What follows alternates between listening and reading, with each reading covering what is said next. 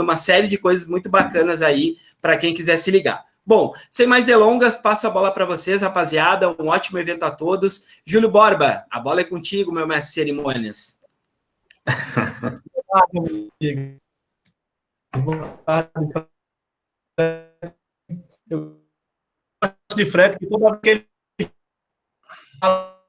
vai gravar, ele começa a gravar, viu, Rodrigo? Ele lembra. Ô, Júlio! Na hora. Oi? Não está dando para te ouvir, está picotando. Repete, por favor, amigo. Voltei. Voltou. Ótimo. Deu uma parada aqui também. Tem dessas coisas, né? A internet não aguenta, não. Rodrigo, nosso sócio. Hugo, da Unirios, também companheiro de jornada, né, Hugo? Certeza. Bem, amigos, é um tema que está doendo, né? Um tema que está doendo muito. Falar de captação nesse momento é um tema muito bom. Nós vamos enfrentar, talvez, a mais dolorosa captação. Não é? Todos os planos anuais foram por água abaixo, todos os planejamentos estratégicos foram para o ralo, né, Rodrigo? Não é, Hugo? Todo o trabalho que se teve no ano passado, joga no lixo e vamos começar do zero, né? Vamos rasgar tudo e jogar para frente agora, não é? Queria, Rodrigo, que você começasse a falar, realmente, essa captação vai ser dolorosa? Júlio, obrigado aí pela oportunidade. Acredito que essa captação vai ser extremamente desafiadora, né? Eu não diria nem dolorosa, porque a gente ainda não faz muita ideia. Eu não sei se às vezes eu sou otimista demais ou pessimista de menos, mas a gente não faz, a grande verdade, muita ideia de como vai ser essa captação até o final, né? Até o final de agosto, vamos colocar dessa forma. Tradicionalmente, a captação de meio do ano é uma captação mais arrastada, né? É um público que já optou por postergar pelo menos uma vez no início do ano o ingresso na instituição de ensino. Então, é um público que precisa de um pouco mais de relacionamento para o convencimento. E eu tenho reparado uma coisa muito interessante, porque como a gente tem instituições pelo Brasil inteiro, cada cidade, cada lugar está numa situação diferente em relação à questão da quarentena, né? Algumas avançaram para o relaxamento, outras voltaram para o lockdown, outras nem saíram do lockdown ainda. Mas o que a gente tem percebido de feedback é que conforme a praça vai avançando para o relaxamento, aumenta-se, esquenta-se os leads, aumenta-se a velocidade de relacionamento para a conversão desses leads. Então, quando eu brinco que talvez não seja tão dolorosa assim, mas certamente muito desafiadora, vai depender muito dos próximos momentos aí, tanto nós, enquanto instituições de ensino, quanto as praças, enquanto sociedade e comunidade, como é que as coisas vão evoluir, né? Na medida em que os alunos vão sentindo, ou os potenciais alunos vão sentindo mais segurança em relação à sua saúde, mas principalmente em relação ao trabalho e a capacidade de pagar e custear esse investimento, a gente percebe que intencionalmente, em termos de vontade, ela está posta. Ela é a mesma que era no passado. E isso, para a gente, é um sopro de esperança, porque se a vontade existe, a gente precisa tentar que os outros fatores confluam para que essa vontade seja, de fato, efetivada. E é isso que a gente tem visto aí nessas últimas 3 semanas, com essas alternâncias de situação entre praças. Você falando isso, eu lembrei do Ariano Suassuna, né? Que ele diz que o bom mesmo é ser um realista e esperançoso, né? Nem ser um otimista, né? Para estar nas nuvens, e ser um pessimista, porque é muito chato, né? E aí, Hugo, como é que você está nesse momento aí na Unirios? Bom, Júlio, é uma vez prazer estar com vocês, tá? Assim, nós estamos nessa mesma pegada, nessa mesma sensação, né? E aí, vivenciando essas sensações, né? Por estarmos com as campanhas no ar, com o carro andando, né? Nessa dimensão de entender que o cenário realmente não é simples, ele é complexo, mas não fazer disso uma falta de estímulo ou pouco entusiasmo para os resultados que a gente busca alcançar, né? Até porque, independentemente de nós termos desconstruído parte do planejamento estratégico, né? E aí eu sempre considero que a gente não parte do zero, aí utilizando-se das mesmas premissas que nosso amigo Rodrigo Boyer tem de estar estimulado ao desafio, né? Mas nós temos objetivos a alcançar, né? Talvez um pouco retardados em decorrência dessa situação, mas com um traço, uma visão estratégica importante para a perenidade das instituições e a alavancagem dos seus resultados, né? Então, hoje, e aí a gente vivencia uma realidade interiorana, né? Eu faço a gestão de marketing de uma instituição de ensino básico e de um centro universitário, numa cidade de 120 mil habitantes,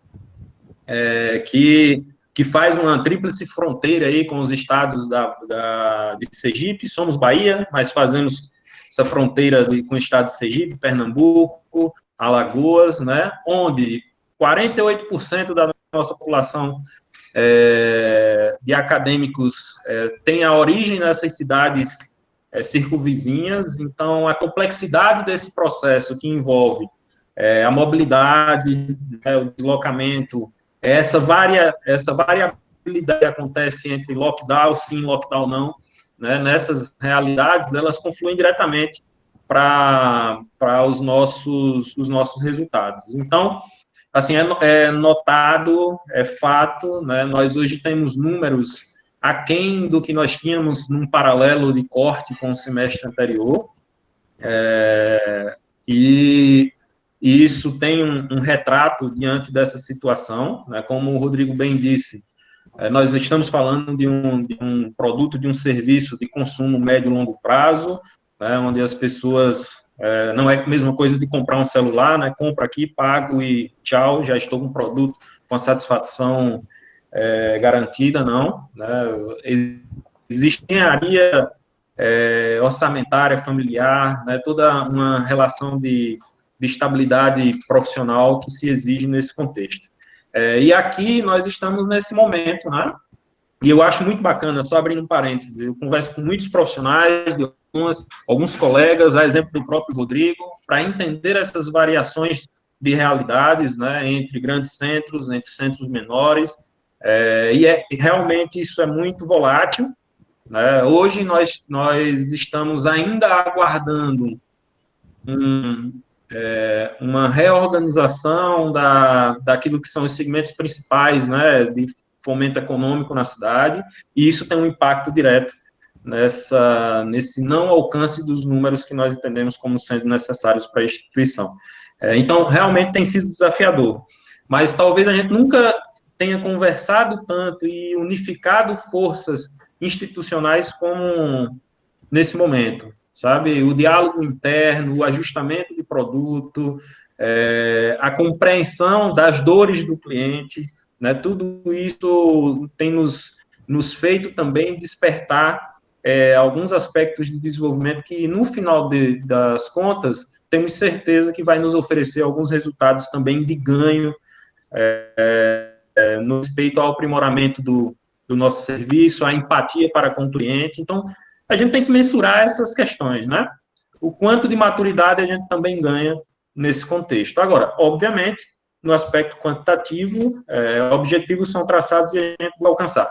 Não está sendo fácil, mas não podemos nos desanimar para que isso não se torne um espírito organizacional, né? Nós temos que estar unidos, unificados para fazer os ajustes necessários e alcançar os resultados que precisamos. Redesenhar, né, Hugo? Refazer o traçado novamente, não é? Exatamente. Já tem pergunta? Já tem uma pergunta. Ô, Júlio, eu queria fazer só uma parte complementando a fala do Hugo, se você me permite. Porque eu acho que, do ponto de vista da instituição de ensino, a gente também não pode ficar dependendo do que vai acontecer com o ambiente externo, né? É óbvio que a Covid está indo mais para o interior, isso a gente tem essa noção, porque o noticiário alardeia isso. Mas eu acho que a gente tem 3 frentes que a gente precisa trabalhar enquanto instituição de ensino, que, na verdade, só depende de nós mesmos para a gente tentar buscar uma melhoria de captação. A primeira grande frente que eu vejo é entender como é que a gente age em prol de dar à nossa sociedade, à nossa comunidade local, a segurança e a credibilidade do que a gente sabe o que está fazendo, né? Nessas épocas de crise, é muito importante que as pessoas buscam muito mais a segurança, a certeza, a convicção, o aconchego, como diz aí o pessoal do Nordeste, do que a inovação. Então, o que nós, enquanto marca, temos a dizer para as pessoas de como nós temos credibilidade para atravessar esse tempo? Né? De como a nossa tradição se manteve nesse sentido, de como nós fizemos bem a transição do ensino presencial para o novo normal remoto e depois volveremos ao novo normal presencial. As marcas estão perdendo muita oportunidade de falar de si próprias e de como elas são ambientes seguros e âncoras de tranquilidade para que o aluno deposite nelas as suas confianças. Né? Essa é uma grande questão, trabalhar esse tipo de coisa. A segunda grande questão é entender que, se a gente tem uma certeza desse movimento, é que a população vai sair mais empobrecida desse cenário. Então, o que nós podemos fazer enquanto instituição de ensino, sem sacrificar ainda mais o nosso caixa, né, que já está combalido desde 2015, do início da crise do FIES, mas o que nós podemos fazer, ainda que temporário, para tentar atrair esse público? Vejamos, esse é um público que já nos recusou o ingresso no início do ano, portanto, existe aí uma questão premente de por que não esteve conosco antes, e muitas das vezes essa questão é financeira, mas nem sempre. Nós estamos num público que deve estar pensando nesse momento, tudo bem, eu tenho intenção de estudar e isso vai me levar para frente na minha carreira ou na vida da minha família e minha própria vida. Mas vamos lá, por que eu vou voltar agora? Eu não sei se eu vou ter aula, eu não sei se a aula é distância, eu não sei se eu tenho emprego, eu não sei se eu tenho saúde. Então, assim, que fator me levaria a retornar agora com um desejo concreto de me matricular? As instituições de ensino precisam criar esse fator para convencimento, além do que a gente está acostumado nesse período, né? E aí, cada instituição vai ter o seu posicionamento do porquê ser agora. Isso vai depender da sua praça, isso vai depender de como é que você se comporta em relação ao seu público, e isso vai depender também se você consegue dizer para ele que o valor que você vai conseguir agregar na vida dele compete com o valor de mensalidade, que ainda que temporariamente, você vai ser obrigado a entender a tal da elasticidade de preço no seu mercado. Eu, às vezes, vejo instituição de ensino que se acomoda no pedestal de ser uma instituição com foco em qualidade e diz, não, mas eu tenho muita qualidade, eu não preciso olhar para o mercado de fora e entender a guerra de preços, como ela funciona. E isso é uma grande armadilha, Hugo e Júlio, principalmente. Por que isso é uma armadilha? Porque isso te bota numa fase de comodidade que não é real. Eu costumo dizer que o iPhone nos ensina, né? A Apple lançou um iPhone, que eu não sei nem qual é o nome, porque eu não sou muito adepto disso, mas eu brinco que é o iPhone da Covid, que é o iPhone que tem mecanicamente coisas muito parecidas com o iPhone 11 Pro, mas não tem o design do iPhone 11 Pro, ou seja, baixa o preço porque senão não vende, né? E nós estamos falando de um super segmento premium, né? A mesma coisa em instituição de ensino. Eu não estou sugerindo que ninguém baixe o preço. Eu estou sugerindo que as pessoas entendam o que está acontecendo lá fora e que em algum momento essa sua decisão vai passar por uma barganha. Você precisa saber responder a isso. Se essa barganha é justa e você quer entrar nela, ou se essa barganha não é justa e você vai ficar de fora. É uma decisão. E a terceira grande coisa que a gente precisa falar tem a ver com o que eu falei logo no início, que é praças onde a reabertura começou a ser anunciada, a captação começou a melhorar, né? A conversão começou a melhorar, melhor dizendo. Então, o que nós, enquanto instituição de ensino, e aí eu estou fazendo uma fala para o setor como um todo, o que nós, enquanto setor do ensino superior privado brasileiro, estamos fazendo para dizer para a sociedade que a volta às aulas é segura, que nós estamos tomando todas as precauções, que nós gostaríamos de ter a oportunidade de retomar, porque nós temos a tranquilidade cientificamente comprovada de que a gente consegue oferecer segurança para alunos, colaboradores e professores. Porque, veja, como é que shopping center, com todo respeito ao shopping center, mas um lugar fechado, com ar-condicionado central na maior parte das vezes, e cujo princípio filosófico da existência é a aglomeração, pode ser mais seguro que uma universidade que tem áreas abertas, que tem gente controlada por sala de aula, que você pode botar janela aberta, que você pode botar porta aberta, a gente tem equipe de limpeza, a gente tem tudo.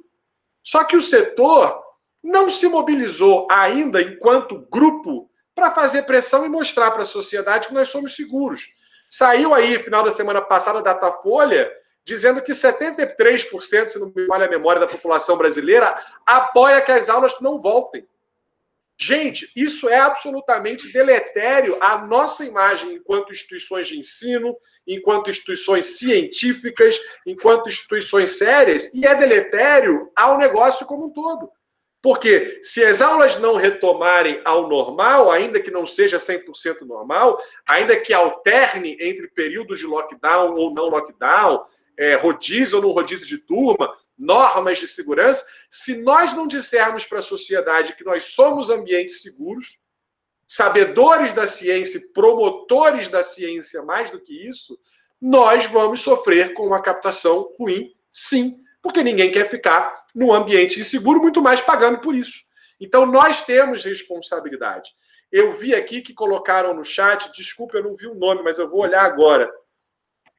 Foi a Diana Cajado, falando sobre a portaria do MEC, que disse que a gente poderia, então, ficar com aulas remotas até dezembro.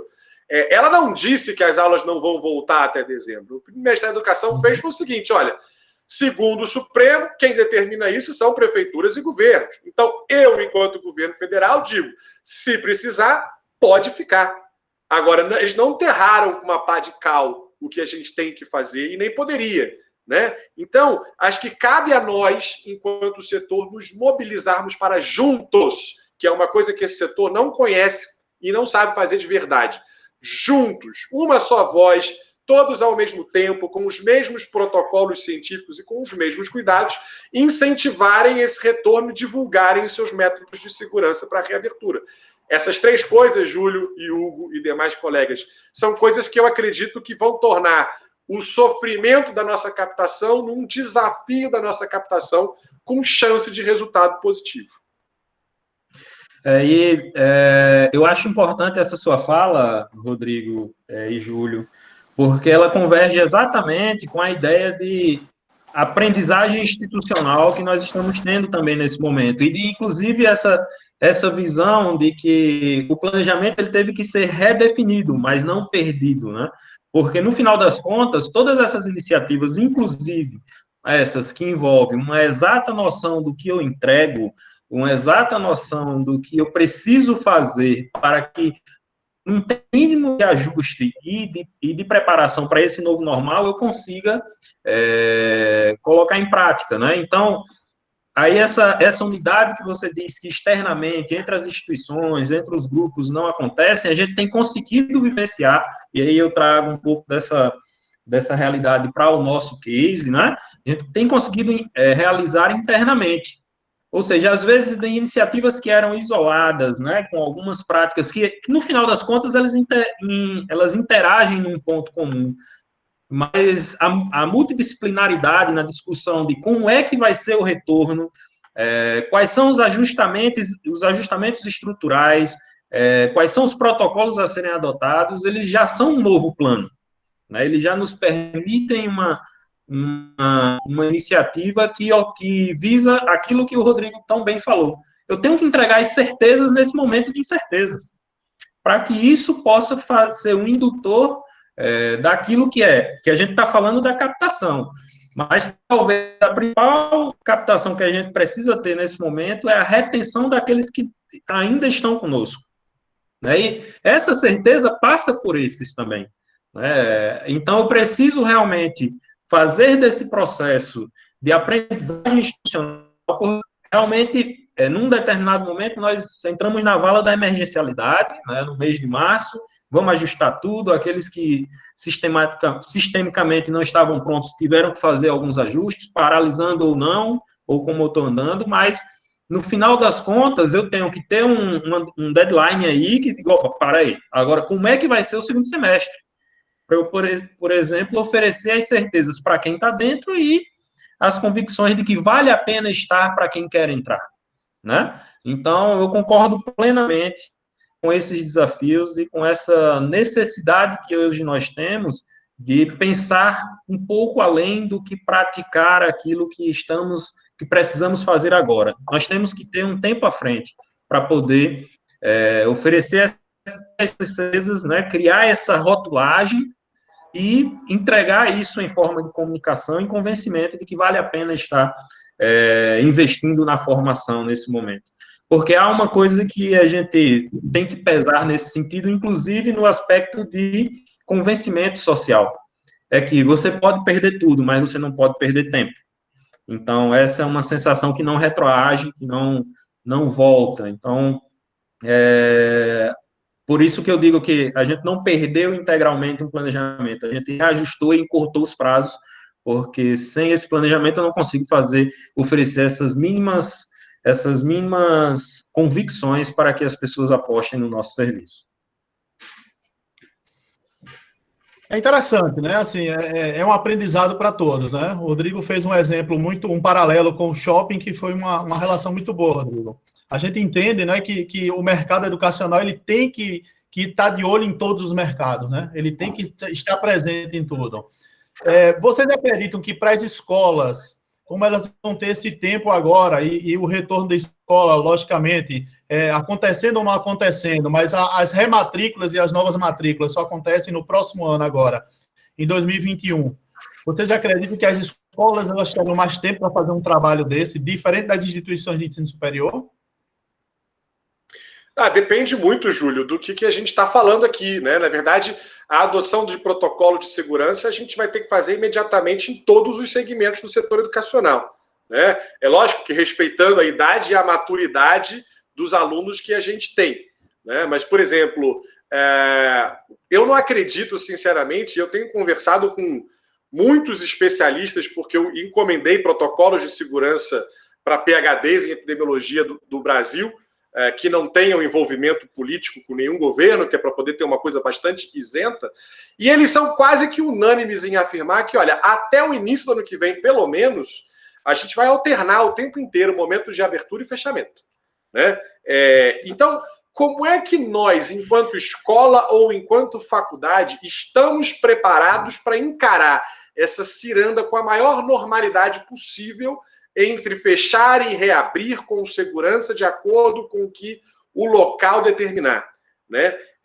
Então, em termos de, protocolos de segurança, todos nós vamos ter que mostrar agora a que viemos, né? Eu lembro que o setor shopping, e eu citei ele como exemplo, ele fez 2 semanas antes do ápice da pressão política para a reabertura, ele soltou vídeos pelos WhatsApps da vida, mostrando como é que o setor estava preparado para reabrir com segurança. Exatamente o que nós não fizemos ainda. Existem boas iniciativas nesse sentido. Semana passada, eu assisti 3 dias de evento organizado pela ANUP, que tinha muito esse conceito de protocolos de segurança, inclusive jurídicos, porque nós temos que estar entendendo aí que a Covid é doença laboral, então como é que vai acontecer se um funcionário, um professor nosso, pegar Covid nas nossas instalações perante a justiça, né? Então, isso vai ter que ser feito agora. Uma outra oportunidade que está aberta para todos, inclusive escolas, inclusive agora, é que todos os meus concorrentes que fizeram mal feito a transição presencial para remoto, vão sofrer com desejos de transferência. Então, as escolas, e eu tenho várias como clientes nossas aqui, as escolas já começaram campanhas de transferência muito antes daquela época que era normal. Por quê? Porque eu tenho que aproveitar o que eu consegui fazer bem feito e o que o meu concorrente não fez. Os pais já estão pensando. E haverá um segundo momento de onda de transferência quando os pais não se sentirem seguros com o protocolo ou com a aplicação do protocolo de segurança naquelas escolas. A mesma coisa vai acontecer com faculdades. Todas as praças já devem ter percebido quem fez o dever de casa direitinho, quem fez a transição para o remoto da melhor forma possível, já deve ter percebido que há um fluxo mais importante do que de vestibular nesse momento, de estudantes veteranos que estão buscando naquela instituição a solicitação de transferência. É lógico que se a gente não desburocratizar esse processo internamente, nós vamos perder a oportunidade, porque pouquíssimas serão as instituições de ensino que vão entregar documento para aluno agora, em junho, para ele transferir. Não vão fazer, né? Então, o que nós já estamos fazendo diante desse contexto? Mesma coisa, escola. não tem tanto peixe lá fora para a gente pescar no lago, que são alunos novos para captação. O que nós estamos fazendo em termos de oportunidade para resgatar aqueles que já estão na nossa base e desistiram ou nos abandonaram? Que bandeiras eu estou usando para oportunizar isso? Então, Júlio, respondendo a sua pergunta de forma bem pragmática, não importa se eu sou escola ou se eu sou faculdade, vai mudar só o protocolo que eu vou utilizar, mas os procedimentos em termos de captação e renovação de matrículas são rigorosamente os mesmos. Está tudo antecipado, está tudo diferente. Se lá fora as oportunidades são menores, você, enquanto instituição, precisa aproveitar o que você fez de bem feito para explorar o que os outros fizeram de mal feito e trazer aluno para dentro. Aí a gente volta. Qual é a credibilidade que eu estou contando para o mercado de fora? Quais são as seguranças que eu estou adotando internamente? Como que eu adaptei o meu produto? Exemplo de faculdade. Tinha lá os famigerados 20% EAD nos currículos presenciais, que muitas instituições não adotavam. E aí agora passou para 40%, com algumas exceções. Legal. Tinha resistência de aluno, tinha resistência de professor, tinha toda sorte de resistência. Agora não há mais. Forçosamente nós fomos para o EAD, muitos até gostaram, e haverá uma enxurrada de alunos que não vai mais aguentar a encheção de linguiça teórica na sala de aula da faculdade. Por exemplo, o Hugo lá na Uniris, que eu conheço muito bem, uma instituição lindíssima e que faz um trabalho super sério. Lá, o aluno não vai querer pegar 100, 150 quilômetros de estrada para estudar, para ouvir o professor falando o que ele leu no livro, e o aluno pode ler em casa. Ele pode ter outras referências. Então, explorar muito esse momento híbrido, até porque nada indica para a gente que a gente vai voltar com a presencialidade como era antes nesse semestre. Muito provavelmente a gente vai voltar lá 20% da turma, 30% da turma, e isso não é só na faculdade, é no colégio também.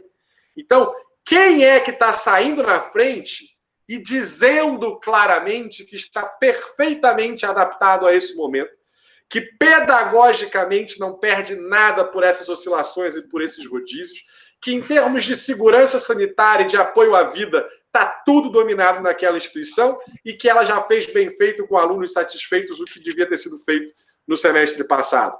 Então, essas são oportunidades, Júlio, que se é escola, ou se é curso de línguas, ou se é a faculdade, é só uma questão de adaptação. Os princípios são os mesmos, é observar e aplicar. Mas a gente ainda está muito preocupado, enquanto setor, com a commodity do marketing. O que eu chamo de commodity do marketing? Vamos ver quantos outdoors eu vou colocar. O povo nem está andando na rua direito. Vamos ver no digital, que todo mundo acha que entende, faz melhor, do tal do digital, que muita gente não sabe nem de onde vem, nem para onde vai. Se sentar para programar, não entende nada. O que o digital está gerando pouco lead, já era... Gente, para com a commodity. Isso aí todo mundo faz. O que é que você, enquanto marca, está saindo na frente? Que eu tenho que ter uma equipe de inteligência de mercado afinada? Eu tenho. Se não tiver, essa é a hora de terceirizar, porque você não pode ficar sem isso nesse momento. Eu tenho que ter uma equipe de marketing digital, porque as pessoas não estão muito na rua e porque as pessoas estão muito no digital. Muito eficientes para fazer com menos o que os grandes grupos fazem com muito, e eles têm que fazer com muito, porque eles não têm condições de conhecer a sua praça igual a você, né? E eu tenho que ter credibilidade, botar para fora tudo que você é que seu concorrente não é. E se você ainda não tem isso organizado, organize, não importa. Você vai sair na frente. Tem muita oportunidade para captação. Se o pessoal fica chorando aí que vai cair 70%, vai cair 30%, isso é futurologia. Não tem como saber. Essa captação em junho, se a gente se lembrar aqui, tira a emoção e bota a razão, quase não tinha matrícula nessa época de julho do ano passado também. Porque não é a época de ter matrícula, gente. Então, tira a emoção e vai para a razão. O meu estoque de leads está sendo bem construído? Tá. Estou conseguindo interessados para o vestibular? Tô. Fiz o meu dever de casa quanto a produto, preço, mobilização política com meus concorrentes e com os pares. Estou pronto para uma reabertura. Estou pronto para facilitar a transferência. Estou pronto para comunicar quem eu sou para a sociedade sobre outros pontos que não. Meus professores são mestres e doutores e a minha infraestrutura é de ponta, que todo mundo diz. então você pode ter uma captação boa. Que você não tiver disso, contrata fora, mas não deixa ficar parado e nem entra naquele pensamento derrotista, que é o que eu abri aqui tentando desconstruir, que essa captação está perdida, vamos pensar em 21.1. Não, a gente vai pensar em 21.1 em setembro. Agora a gente vai pensar em 20.2, porque o salário de muita gente depende disso. Muito bom, né, Hugo? Hugo, você que está do outro lado, amigo, você está na escola e está na universidade também. Você sentiu alguma mudança ou você vem fazendo 2 planejamentos ou você está seguindo essa ordem do Rodrigo? Fazendo um planejamento, trabalhando... Não, na verdade, assim, o Rodrigo pontua questões que realmente são extremamente relevantes dentro do processo de gestão da instituição, né? E, na verdade, assim, a nossa sensação decorrente da experiência, né, da vivida aqui, e eu gosto, sou um admirador, sou um fã do Rodrigo, porque ele acumula experiência na sala, experiência como gestor de instituições, experiência como consultor, e isso agrega dentro da tangibilidade de um fato real. Então, eu sou testemunha de algumas questões que envolvem a exata percepção, contribuição que o Rodrigo traz aqui. E aí eu elegeria 3 esferas, né? Eu faço gerente de marketing da escola, tem um nicho específico, que tem um público específico. Eu faço a gerência de marketing do centro universitário, que é um outro público, que é um outro produto, e eu estou em sala de aula. Então, na verdade, a gente acaba tendo essa tríade de percepções e se envolvendo em todos esses planejamentos. Que no sentido da comparação entre a reação ou a ação da instituição de ensino básico em paralelo com a do ensino superior, em alguns aspectos, obviamente, elas divergem, né? Eu acredito que o tempo para o ensino básico, ele nos permite um aprimoramento maior, né, daquilo que são as emergencialidades do fato da Covid, né, do estado pandêmico, mas, assim, na nossa realidade foi muito interessante como uma instituição contribuiu com a outra nesse aspecto, né? As expertises de uma fomentaram soluções para outra. Então, no momento, a nossa instituição, ela é posicionada localmente como uma instituição que detém o maior arcabouço de soluções tecnológicas locais, né? Então, a gente investe muito em tecnologia, dando corte ao processo de ensino-aprendizagem. Então, em nível de maturidade de algumas trilhas de aprendizagem, alguns processos estruturados na escola, estavam maiores do que o próprio centro universitário, que já tem um movimento de atividades modeladas no EAD dentro dos cursos presenciais e tal. Mas as experiências que nós já tínhamos com essas ações pedagógicas plataformadas nos auxiliaram para mudança de chave nas atividades da universidade, né? Porque, na verdade, somos uma instituição de gestão familiar, então os diretores da escola são os reitores do centro universitário. Então, essa comunicação, essa agilidade flui, né? Mas, por outro lado, o timing mais curto do centro universitário, considerando que a gente encerra, digamos assim, nossas atividades são em blocos semestrais, e a escola em bloco anual, nos permitiu fazer experiências e aplicações que já nos deram sinais daquilo que a gente precisa fazer de ajustamento para o conteúdo, a continuidade das atividades na escola, né? Então, isso eu acho que nos gerou um resultado bacana nesse processo de ajustamento, né, da metodologia e dessas plataformas como solução. Agora, as dores circundando expectativas de resultados de captação, retenção, elas também são similares, porque a educação básica, ela nos tem uma estabilidade maior em termos de linha de tempo, né, no percurso anual, e também tem o fator legal de obrigatoriedade da matrícula que nos auxilia nesse processo. No entanto, olhando isso basicamente do fundamento. Na educação infantil, eu já sofri. porque eu tenho tido uma movimentação de saídas que são diferentes, são ampliadas em comparação ao mesmo período anterior. Porque já não existe essa obrigatoriedade. Né? Então, já é um paralelo com uma realidade do ensino superior. Uhum. Né? Então, isso tem sido o cenário. E aí, obviamente, o marketing, ele olha para essas circunstâncias que envolve o que é que a gente pode fazer. Aí eu falo uma sensação de força de trabalho, né, junto com o pedagógico, o que é que a gente pode fazer para esses ajustamentos permitirem ainda uma sensação ampliada do serviço. Né, porque esse já acaba sendo uma argumentação importante, comercial, para que as pessoas continuem acreditando no processo formativo. Uhum. Né? Então, o marketing anda muito nisso. E aí entra o papel do Hugo professor, né, que sentiu esses amores e essas dores dentro de sala de aula. Né, em você construir um planejamento para o semestre pautado em atividades práticas e principalmente na área de administração, acredito muito nisso.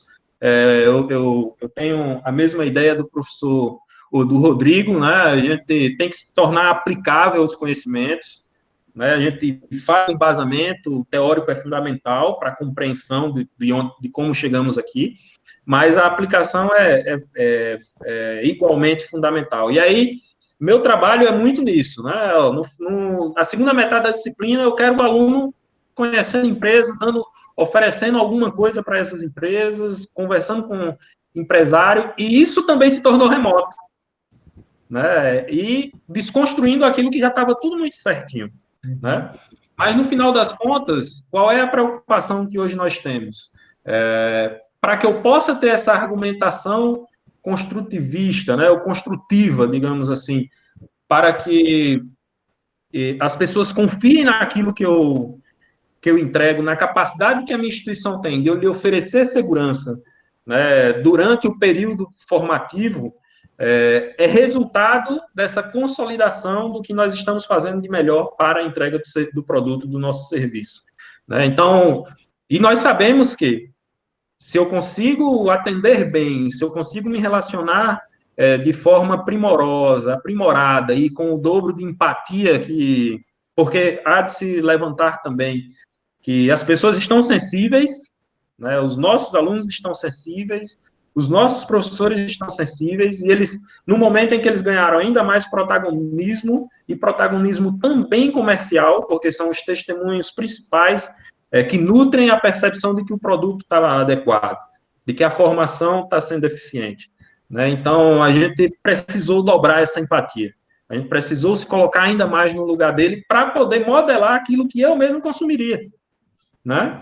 Então, no final das contas, esse investimento preliminar, ele faz parte de um arcabouço fundamental de consolidação do que é o nosso produto, do que é o nosso serviço, para que essa argumentação, e aí a gente sabe que essa é uma premissa de marketing, né? Eu não posso dizer o que é se ele não for. Eu não posso propagar um benefício se esse benefício não existir.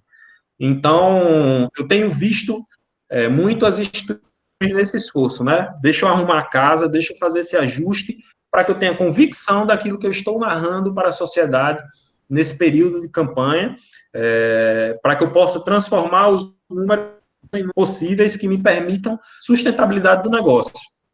Porque, infelizmente ou felizmente, as pessoas confundem muito o exercício das instituições privadas, né, com algo que é de única e exclusivamente essencialidade social. Então, não deveria ser pago, não deveria ter receita ou resultado positivo, né? Nós estamos falando de um empreendimento que ele tem que gerar riqueza, né? E para ele gerar riqueza, ele tem que ter as pessoas aderindo a ele em termos de consumo, né? E para que isso aconteça, eu preciso ter um produto que me potencialize esse resultado, né? Então, confesso que nós temos gasto muita energia nessa reorganização das nossas atividades, do nosso produto, talvez ainda não fazendo essa argumentação convincente, né, no sentido de, olha,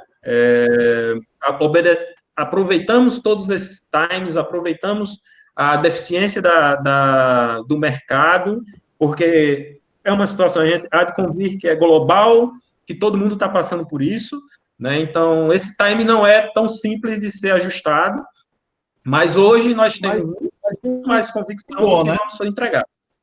Oi? Mas que bom que o ajuste está acontecendo e que se consegue acontecer, né? Isso é fato. Pessoal, estamos chegando de forma colaborativa.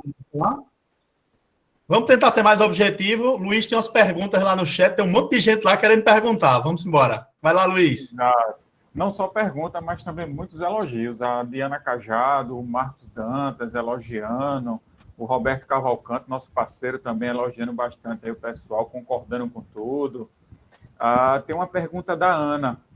Ela pergunta se já temos como mensurar a queda de matrícula que a gente vai ter agora para 20.2. Eu acho ainda muito prematuro. A gente precisa aguardar mais um pouquinho para entender como é que as coisas vão acontecer, mas não vai ser igual para todo mundo, não. Esse negócio de botar todo mundo no mesmo balaio não será. Quem fez bem feito vai ter renovação. Quem teve os seus coordenadores bem envolvidos nesse processo, por exemplo, atitude simples, coordenador de curso seu mandou uma cartinha para os alunos agradecendo que foi um período difícil, mas que a gente lutou junto, que foi ótimo, muito obrigado, e para eles irem para as férias com o coração acalentado. São coisas humanas, são coisas simples, mas que a gente precisa mandá-los para casa agora, entre aspas, eles já estavam em casa, com um pouco mais de calor no coração. Né? Então eu não arriscaria prever, não. Quem previu já cansou de prever. 5 telefonemazinhos, né, para os alunos, custa nada, né? Telefonema. É o papel do coordenador, né, gente? O coordenador precisa ter esse interlaço. Exatamente. Eu também testemunho da mesma forma, sabe, Luiz, Júlio e Rodrigo. Nós não temos como mensurar ainda o resultado, né? Sendo realista, buscando se ater às movimentações, a gente percebe já uma diminuição da busca. Mas é o que o Rodrigo falou, o momento de conversão ainda não se estabeleceu, né? Até porque a gente também tem uma preocupação de fazer um sincronismo com a agenda de FIES, de ProUni, isso também foi para frente, né? Então, assim, não adianta se desesperar, né? O que temos certeza é do trabalho que nós precisamos fazer para que esses objetivos entre o que nós queremos entregar e ter de novos clientes tenha uma relação direta com o desejo deles de consumirem, né? Mas ainda não teria certeza de que número hoje isso representaria. Só que apesar de não prever, instituição inteligente é instituição com cofre protegido, tá? Preparem-se. Chave, né? Luiz, tem mais informação? Tem sim. O Alessandro, parceiro nosso, também está elogiando e concordando com a fala de vocês. O Hugo, ele faz uma pergunta. Seria a hora de a gente abordar o marketing digital com mais bolsas e financiamentos privados? Boa, Luiz. Olha, o Hugo, o Moisés e o nosso querido Cavalcante de Caruaru, embaixador local de Caruaru para o mundo, fizeram ponderações muito parecidas, né, em relação a isso. E eu tomei uma bronca aqui no WhatsApp, eu vou confessar também. Amigo é isso, né? Manda no WhatsApp. A respeito desse negócio da guerra de preço, dos descontos, eu vou aproveitar para juntar tudo numa fala só, tá? Que aí eu sei que a gente está com o tempo reduzido. Eu acho o seguinte, o grande desafio agora é entender de que forma eu consigo entregar a qualidade com custos compatíveis ao que o mercado deseja pagar. Assim, já foi o tempo em que a gente determinava o que o consumidor queria consumir e a que preço o consumidor queria consumir. Hoje é o consumidor que diz para a gente, quer dizer, quem quer ouvir, o que ele quer consumir e a que preço. Então, por exemplo, tem muita gente aqui que é de grande grupo. Tradicionalmente, grande grupo, a gente acompanha os relatórios, eles têm lá peso de folha de pagamento de professor e administrativo na sua receita de 20%, 25%, 30% quando está alto, vamos dizer assim. Mas as instituições, faculdades isoladas, às vezes têm 60%, 70%, 80% da sua receita comprometida com folha. Como é que essas instituições, uma vez colocadas lado a lado, vão conseguir entregar preços semelhantes de mensalidades? não vão conseguir. Né? Então, é um momento, e eu sou um defensor árduo disso há muitos anos, que quem dirige a área comercial precisa ter interseção com a área acadêmica e a área financeira para solicitar que eles ajustem os produtos ou os serviços, como queiram chamar, à realidade do mercado.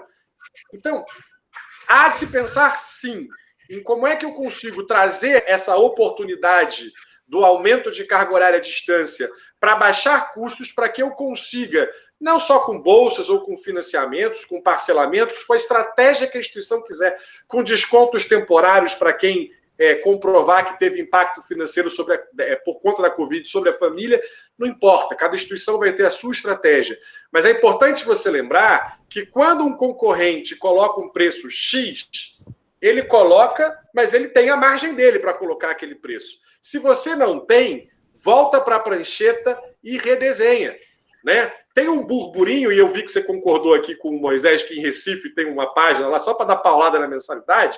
Né? Tem uma situação que está com o Fachin, né, o nosso ministro Fachin lá do Supremo. Ele deve pacificar esse assunto de uma vez por todas, porque daí ele tomando a decisão dele lá quanto a desconto ou não, resolve isso dali para baixo.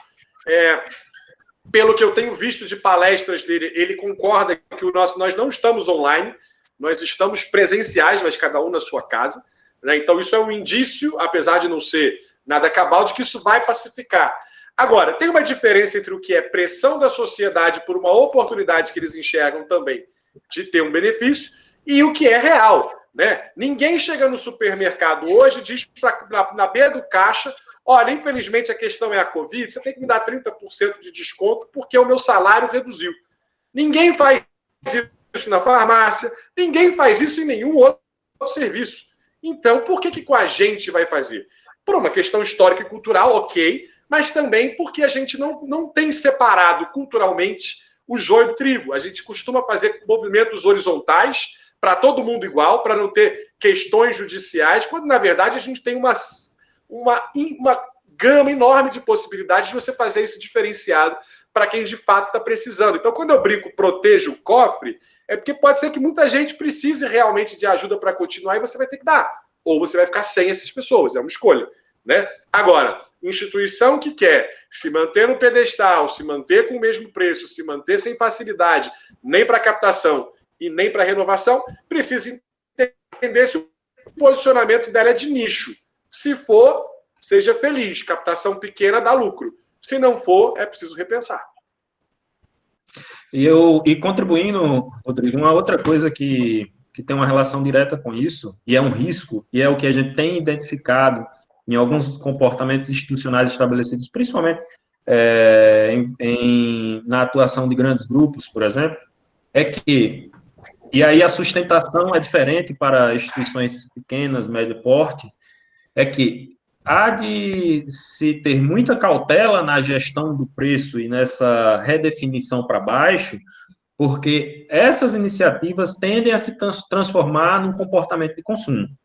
Sim. Né? Então, se eu tenho um preço 100, diminuo 30%, as pessoas, numa percepção rasa de consumo, vai dizer, ué, então ele não dá porque ele não está oferecendo isso e está tendo prejuízo. Então, é porque esse produto vale realmente só 70. Então, depois, ele vai querer lhe pagar só 70. Né? Então, essa é uma preocupação com esse grande. Né? Exatamente. Então, se torna um comportamento. Você tem diversos cases, não é conveniente trazer nomes, mas de instituições que tinham um posicionamento X, né, depois, para alavancar a base ativa de estudantes, começaram a jogar para baixo e hoje já não consegue subir.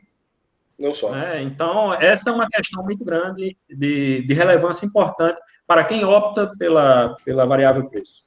Por isso a inteligência de mercado.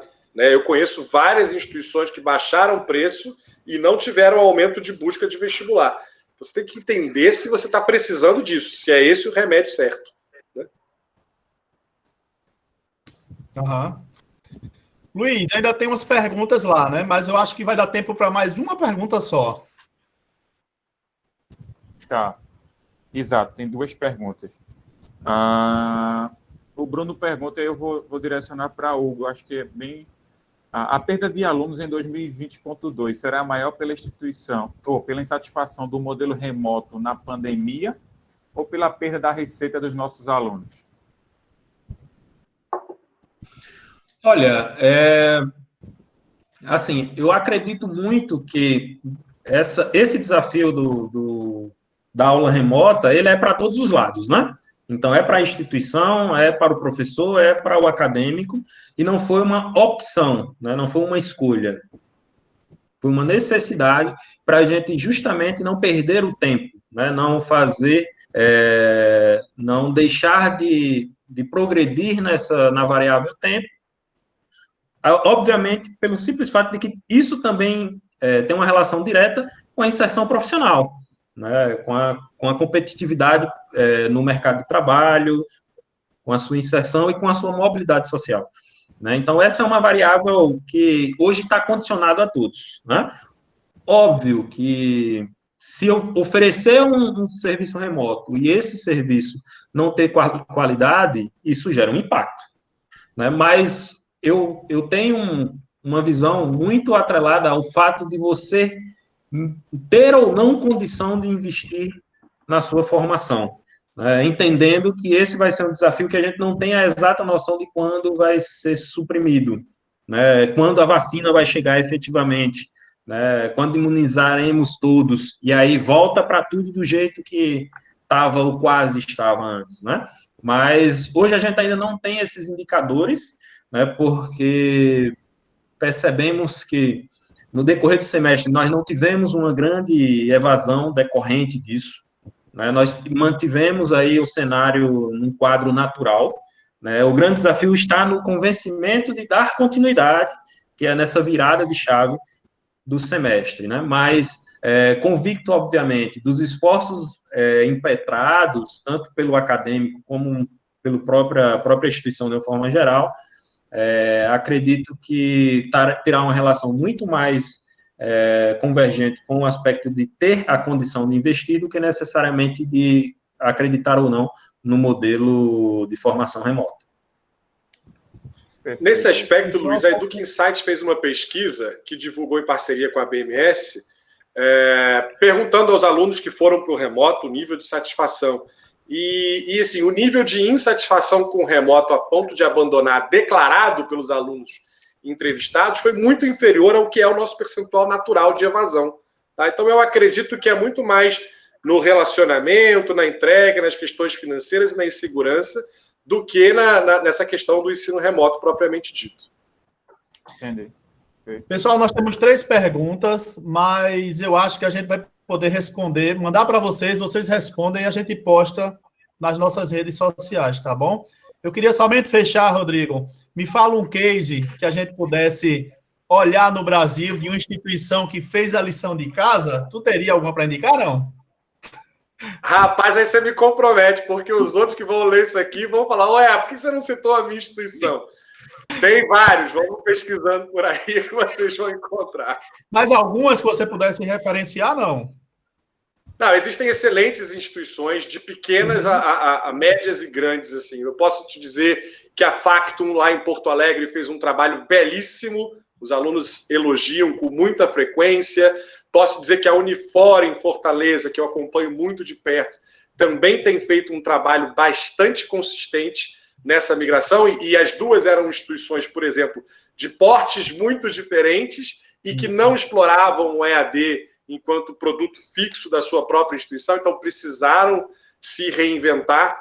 A gente tem o pessoal da Unifenas, em Minas Gerais também, que são exemplo na área médica, principalmente, que fizeram muito bem esse tipo de dever de casa. Enfim, tem muitos exemplos, porque é difícil quem trabalha nesse mercado dizer nome, porque os outros ficam chateados, né? Fica parecendo que quem eu não citei não fez direito. Mas aí eu coloquei 3 exemplos de portes diferentes, de áreas diferentes e de localidades diferentes, que é para a gente não ter problema. E, não posso nunca deixar de citar, a Uninorte, no Acre, fez isso numa velocidade espantosa. O pessoal lá virou madrugada e em 48 horas estava totalmente adaptado, com grandes resultados de nível de satisfação quando a gente mede o NPS dos alunos. Essa pergunta não foi combinada, tá? Né, Rodrigo? Vale esclarecer para depois Não. achar que a gente combinou essas... Não, foi aleatório. Lógico que a lição de casa foi feita por muita gente, não é? E agora eu acho que no momento de captação a gente vai sentir realmente, e sabendo que dá tempo ainda, né? Dá tempo de recuperar, dá tempo de fazer muito ainda, né? Dá tempo de se espelhar em outras também, de se unir a outras, inclusive, porque eu acho que o momento é de agregar também, não é? Às vezes a gente vê muita individualidade na educação e a gente poderia ter um trabalho mais agregado, sim, um trabalho mais conjunto, instituições fortalecendo a educação. E eu acho que quando você falou do exemplo shopping, eu acho que isso está faltando, sim, na educação também, não é? Hugo, fecha aí com as palavras. Tem até uma pergunta ali, talvez dê para fechar com ela, não é? Sobre essa questão de captação, desses impactos, tudo isso. Você já percebeu que sentiu muito? Como é que você vai fazer esse resumo final?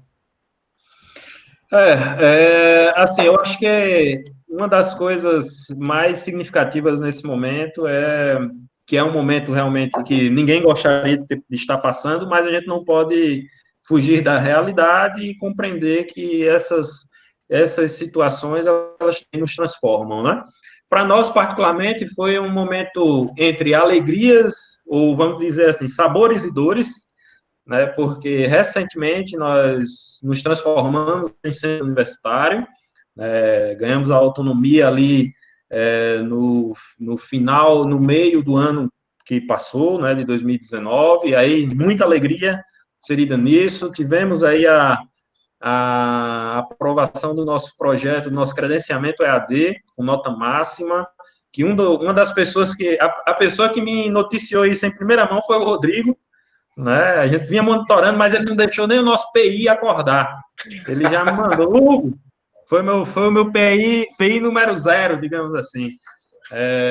Então, e aí a gente já estava o projeto formatado, mas aí, de repente, você se enche de expectativa, né, com novos produtos, com novos, e aí chega um momento que a gente compreende que não é o ideal, né? Então, na verdade, essa sensação de ineditismo, ela nos permite, além de compreender a dificuldade, sobrepor essas dificuldades, investir muita energia para contornar os problemas, né?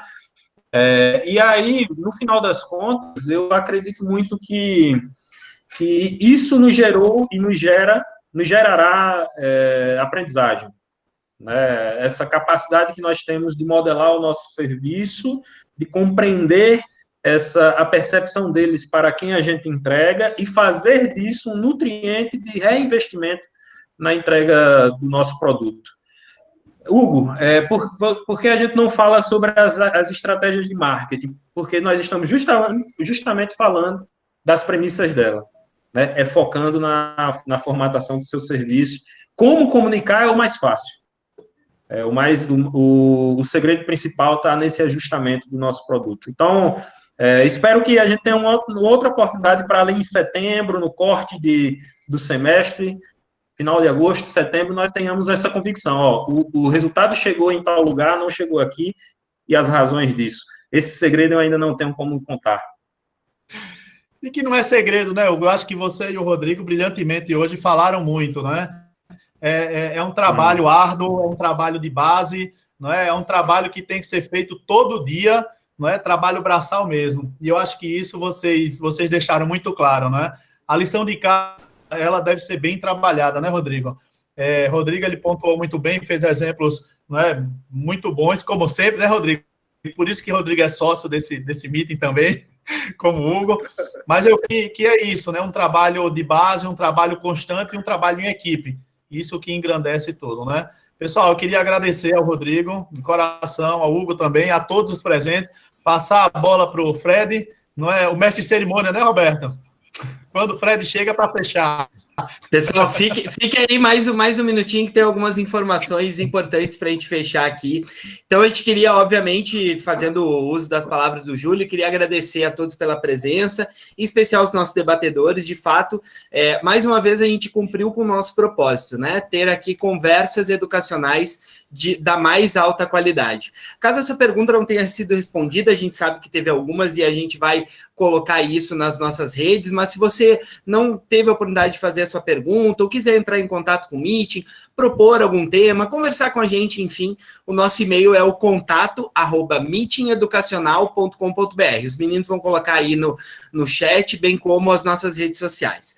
Falando em contato, eu queria convidar todos os participantes, até para a gente poder direcionar cada vez mais, né, tudo aquilo que a gente possa entregar de valor para quem participa, que respondam a nossa pesquisa, tá? A gente até amanhã de manhã, no máximo, vai estar disponível nos e-mails de todos vocês receberão. Nos respondam, porque isso é importante para a gente poder seguir melhorando aqui e fazer algo que seja totalmente de acordo com o que todo mundo quer ouvir. A gente queria agradecer mais uma vez aos nossos apoiadores, Brandil, Grupo Cobra Fix, Fundacred, Qualinfo e SafeTech, parceira premier do Google for Education. Na próxima segunda-feira, no mesmo horário, marque na agenda, a gente vai continuar contando essa história e dessa vez a gente vai falar sobre vendas, com o tema Estratégias Comerciais Eficazes na Nova Educação. A gente vai ter a presença do Gustavo Malavota, fundador do Instituto Vendas, e do Léo Lourenço, gerente de marketing da FPS. Em breve, as inscrições serão abertas. Fique de olho, né, nas nossas redes sociais, siga o Meeting Educacional de Marketing e Finanças, no LinkedIn, no Instagram, no Facebook, e essa conversa, ela, como a gente falou anteriormente, só está repetindo aqui porque teve um probleminha de acesso aqui, algumas pessoas acabaram entrando depois, a gente pede desculpas por isso, mas não seja por menos, essa conversa vai estar disponibilizada lá no nosso canal do YouTube, aproveite e se inscreva lá. Na sequência, a gente vai não só disponibilizar os eventos, mas a gente vai produzir outros conteúdos lá no YouTube. Então é isso, pessoal. Um grande abraço para todo mundo. Muito obrigado e até a próxima segunda. Valeu, gente. Obrigado. Uma alegria estar com vocês. Obrigado, pessoal. Valeu.